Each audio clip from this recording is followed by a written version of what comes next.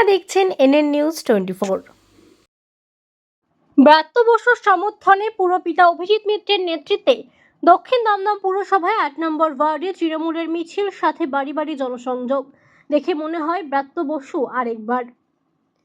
কলকাতা থেকে নির্জন নন্দের report, NN news 24।